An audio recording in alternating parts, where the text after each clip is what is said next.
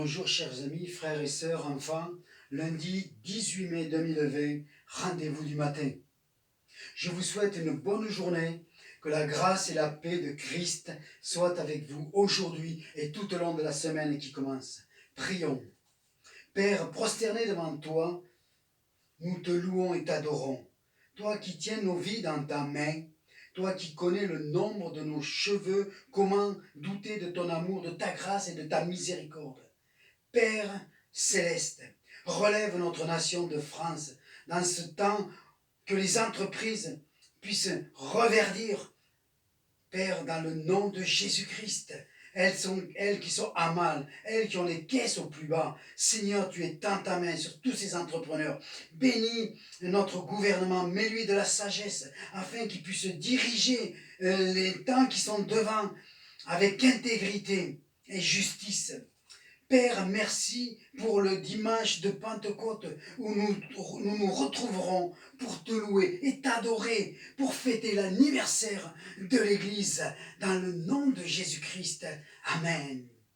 Nourris-moi de ta parole, ô Éternel.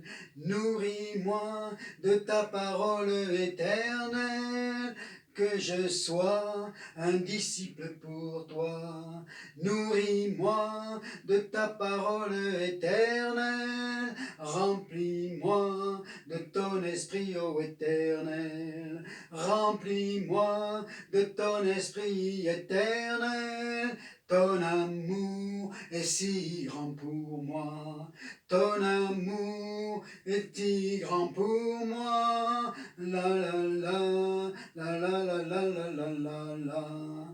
La la la, la la la la la la la la. Nourris-moi de ta parole, ô Éternel. Amen. Nous allons lire dans l'Apocalypse chapitre 11 à partir du verset 15.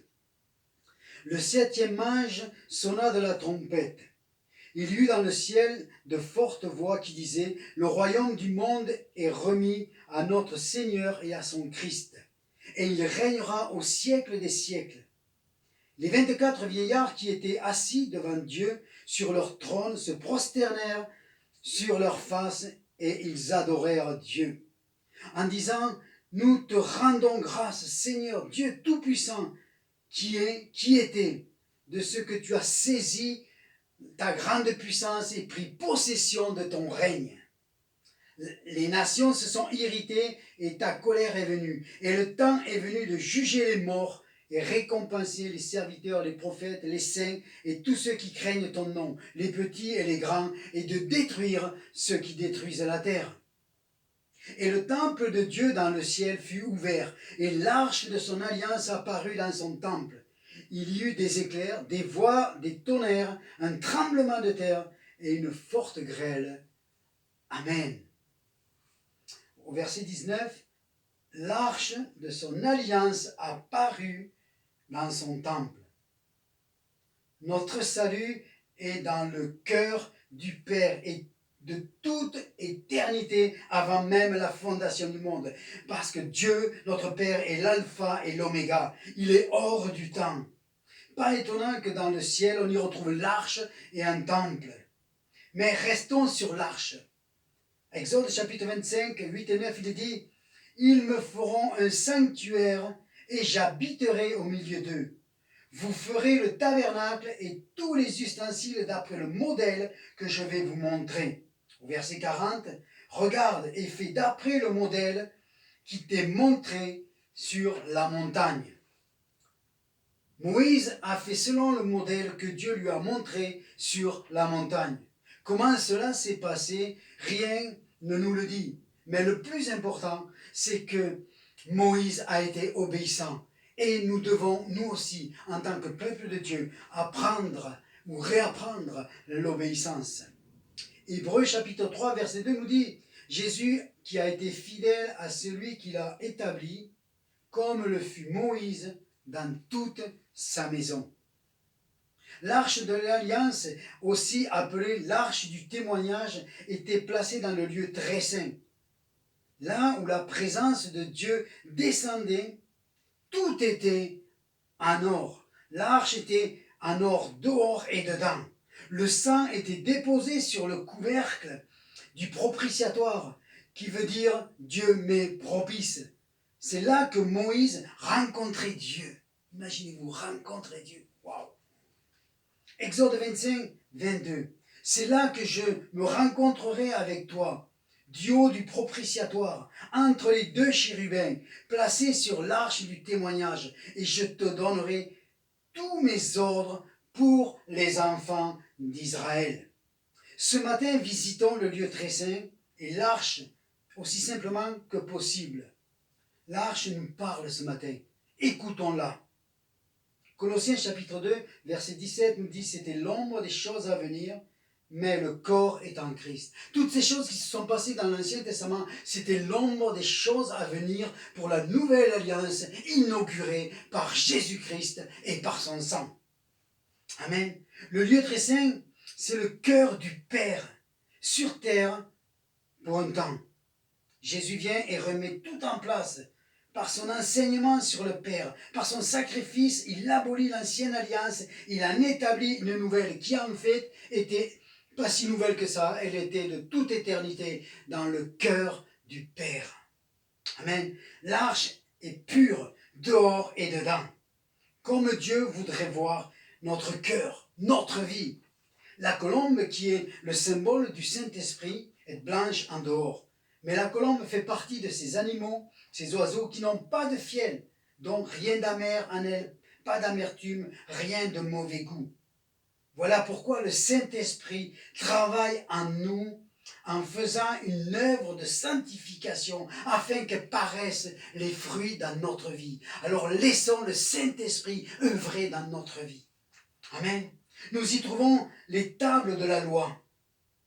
Merci pour la loi qui est venue, parce que la loi nous a fait connaître le péché. Par la loi, nous avons la connaissance du péché. Et nous apprenons aussi qu'il y a une loi dans le péché qui nous tire vers le bas et vers la mort.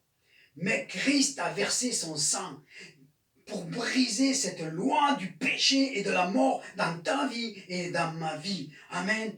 Et Jésus est venu et se présente comme la grâce et la vérité pour ton pardon et ton salut éternel. Nous y trouvons la manne dans l'arche, qui est le pain de Dieu pour les Israélites dans le désert. Amen.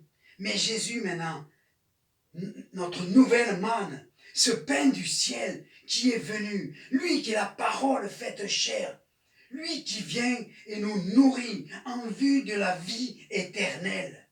Frères et sœurs, méditons la parole de Dieu tous les jours. Elle sera notre source de vie pour traverser le désert de ce monde dans lequel nous ne sommes que des pèlerins. Nous ne faisons que passer, mais nous avons besoin de la force et la nourriture de la parole de Dieu. Nous y trouvons le bâton d'Aaron. Nombre 17, verset 1. Lisez-le, c'est très intéressant. Le chapitre est très court, mais lisez-le.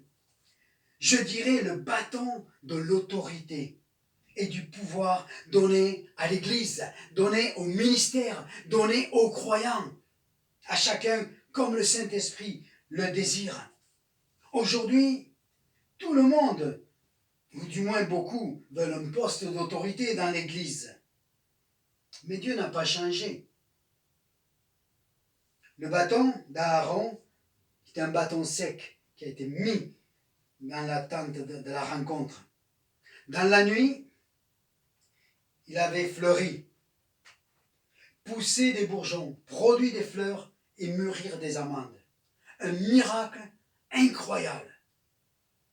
Le miracle de la vie. Est-ce que notre vie porte du fruit? Est-ce que nous sommes des porteurs de vie? Avant de vouloir un poste d'autorité, est-ce que tu portes la vie? Je me place devant Dieu et m'examine personnellement. Faisons de même, afin de rester à la place où Dieu veut nous voir pour accomplir sa volonté. Et cela demande juste un petit peu d'humilité, mais nous porterons du fruit et du fruit qui demeure. Jésus est venu et il a tout accompli et déposé son sang sur le propitiatoire céleste. Il a changé l'alliance. Le tabernacle de Dieu est dans notre cœur aujourd'hui. C'est là que Dieu est venu tabernacler. Amen. Notre cœur de pierre a été changé en chair. Jésus, par son sang, pardonne nos péchés et les jette au fond de l'océan. La loi n'a plus de pouvoir, le péché n'a plus de pouvoir sur nous. Mais la grâce a pris place et nous laisse sa parole, la nourriture. Et par son esprit, le bois sec que nous étions peut maintenant porter du fruit. Ce matin, tu peux devenir ce porteur de vie. Laisse Dieu tabernacler en toi. Et la présence de Dieu qui reposait sur l'arche reposera sur toi à partir d'aujourd'hui.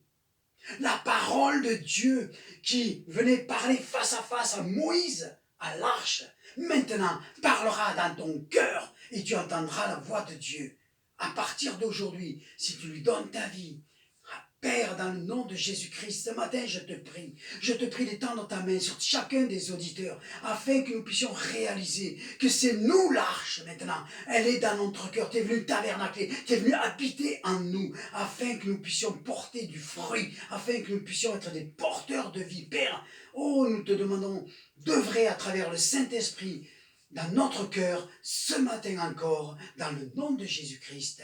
Amen.